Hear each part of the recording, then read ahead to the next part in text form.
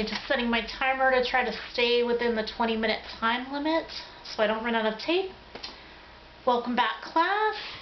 Today we're going to work on trying to define some of the shadows and the middle values in the folds in this area here. During the break I went ahead and did that to try to save time, but I will show you briefly how I got those colors. So in the last video this was a lot more pink. You can see a little bit of it there. So what I did to tone it down was I went in there with some yellow ochre. Let's do this one section. And then I think I created some kind of green, so like a yellow, bit of blue. So that yellow, blue, and maybe like a little bit of this burnt sienna. So that's somewhat close to what I've already got. So I went in there and put in that mixture on all of these darker areas. Those are middle values. And then I came back in to find those lighter values and went in with the white. So I just looked at my reference to find, those areas where there's more light. So these are like some of your lighter values here. Maybe this is where the light is strongest. So remember, your light source is coming from here. So I'll draw a sun. So light's coming from here, and then shadows are generally going to be on the left-hand side. So I'm also looking for some of these lighter shadows. There's some blue in here in the folds. Added some blue right there. There's some blue here. And then in this corner there's some blue up there. So then here is a lighter value of what I've got there. So I'll try to mimic that with some yellow, some red, and then some blue, and that's giving it a neutral-ish type of greenish. So I want to make sure that value is lighter, so I'll go back in with some white. Maybe not quite that white, so maybe a little bit of this creamy white just to slightly lighten it. And then just a little bit of white. A little bit of white there. So we've got a variety of values now in the folds. We've got more information. Kept looking for more areas of this blue color, adding those here and there. Looking for the lightest light areas in these corners with white. And when I had something a little bit darker, I'd look for that. I saw some yellow ochre over here in this corner, some in this corner, a bit of a shadow, so I just blended in the blue and then a little bit of this yellow ochre to create kind of a neutral. And I looked at the shadow down here and I saw a bit of a gradient where it's going from darker to lighter.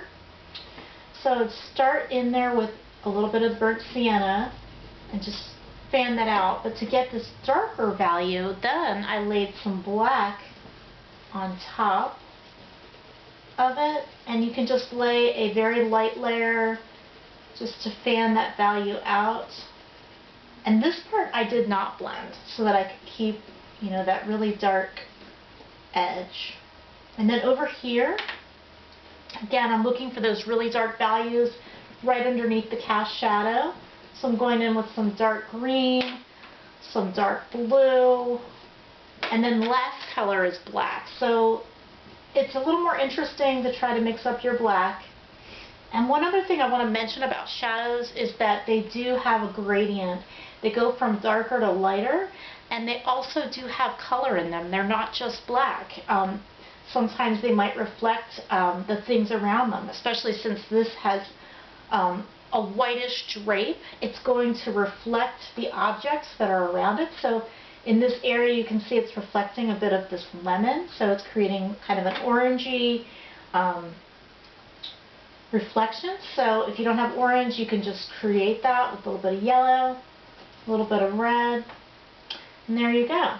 And then I also saw some more burnt sienna, so I'm also, moving throughout the painting to see where I see touches of that. And then I've also darkened these folds here. Some of these are your darkest values that you will see in this painting. So I did the same thing. I did dark blue first, and of course, always important to look at your reference and draw in those shadow shapes as you see them. So draw it first, then lay down your color,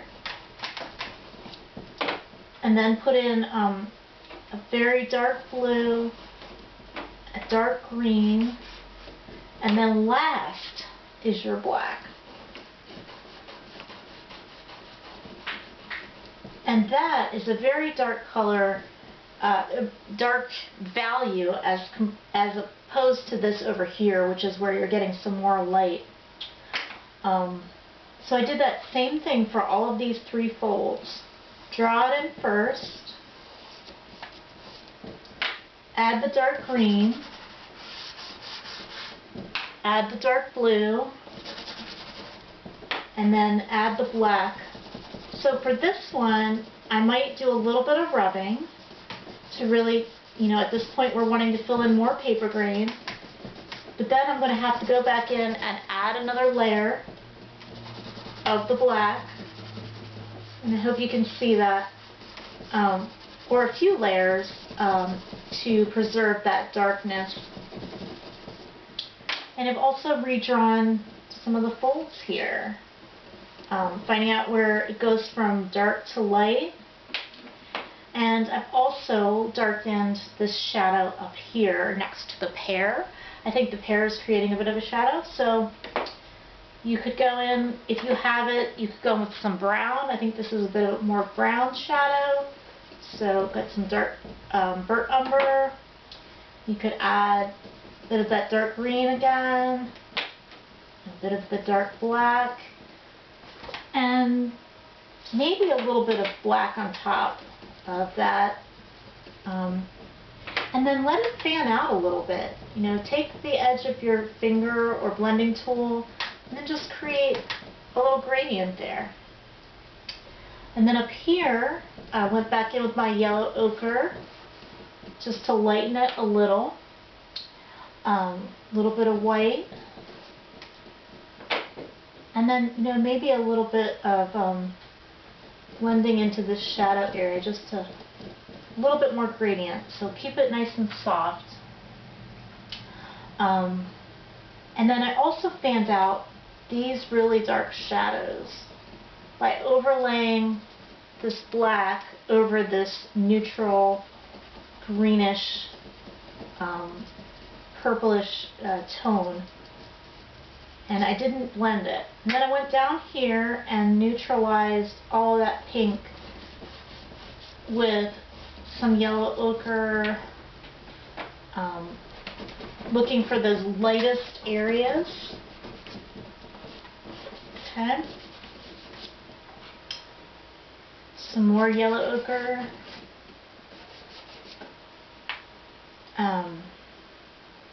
Some more white. And looking for these really light shadows, just lightly brush it with a little bit of this blue. Not very much. And maybe I will define this shadow a little bit more. It feels like it's getting a little bit lost. So I'm going back in with some burnt sienna, and I'm defining this cast shadow.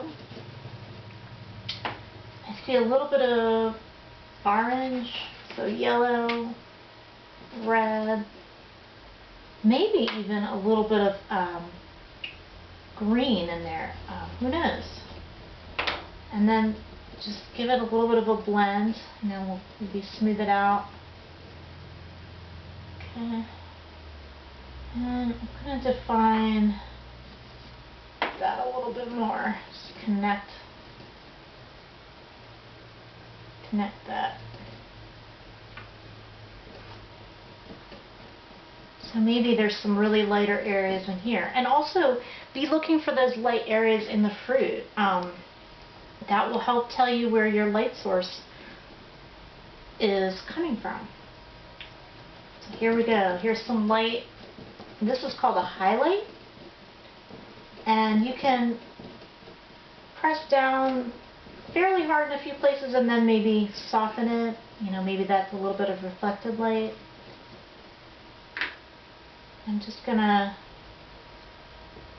blend the fruits a little bit more so we're not fighting against the blue underpainting. So I'm just using my finger to blend a few areas. And I'm also going to look for highlights in the pear. So I see some over here. Maybe a few down here. I'm going to look at this value. Now that's a fairly dark green value. So dark green, dark blue. Give it a bit of a rub. And then check. So maybe I'll have to add some black. We're getting into some of the darker values here.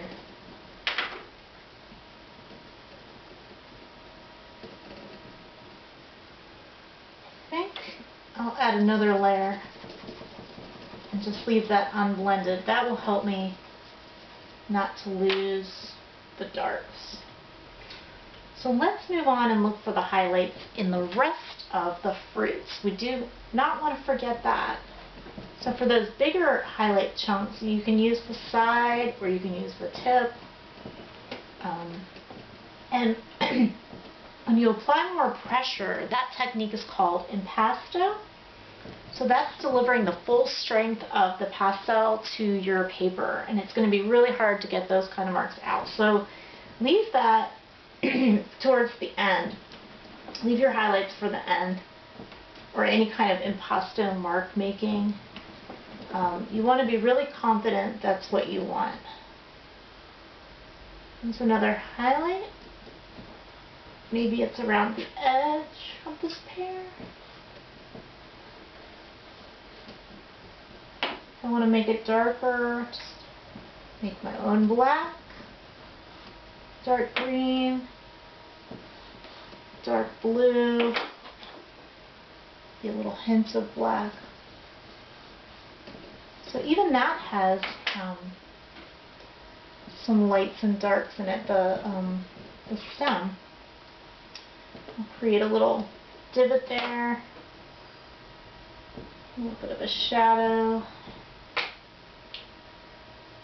and we'll come over here to our lemon. And I don't want to forget the fruit, so just keep on moving.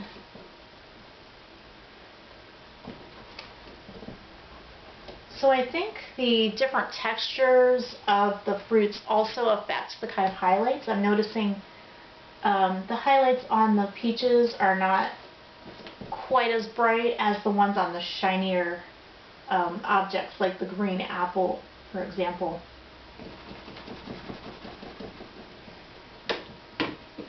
And I think I'm just going to finish up with this bowl and give it some more information, give us some more information about the values. So I'm moving closer to the light source, so it's always going to be brighter as it gets closer to the light. That's important to remember. So we're getting fairly light here. This is fairly light value. As we move farther away, there is a bit of a darkening of this light, and I'm creating that with some burnt sienna. So we're creating a bit of a gradient here. And maybe it's reflecting a bit of this green since it's white. So we'll add a little bit of green to that and start really filling in that tooth. Again, here's that impasto technique where I'm pressing down really hard.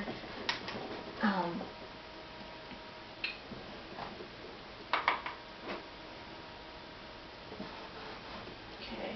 Also going to put in some fun marks that don't get blended. These are called broken color.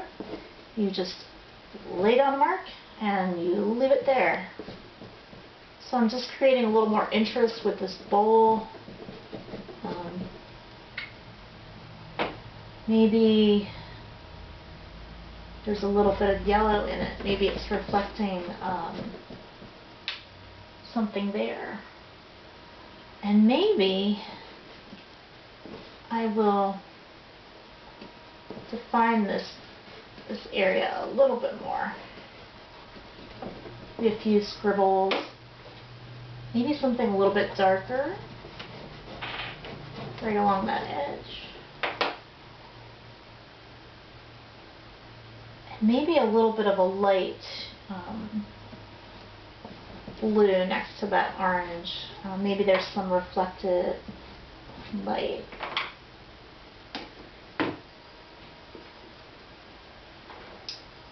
And maybe we'll give you a little bit more here.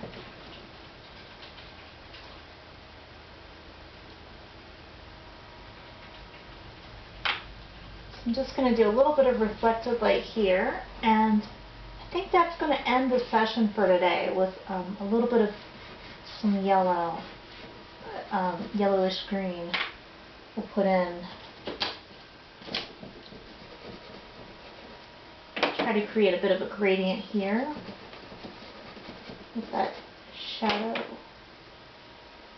that's right next to the reflected light. Smooth out. So there's another gradient right here, going from darker to lighter. I feel like I lost some darks, so I'm going to add them back in. So if you feel like you've lost your darks, you can always go back in and lay some more color down, and just leave it. Don't keep blending it in. Okay, so I think that's it for today. We've gone over our middle values, our lighter values, our really dark values, and really light values, such as here on the fruits, and also in the bowl. So we've done a lot of things to our piece to get that dimension, that feeling of 3 dimensions with the different values from light to middle to dark. So we've really pushed the values to the limit. Thanks for watching.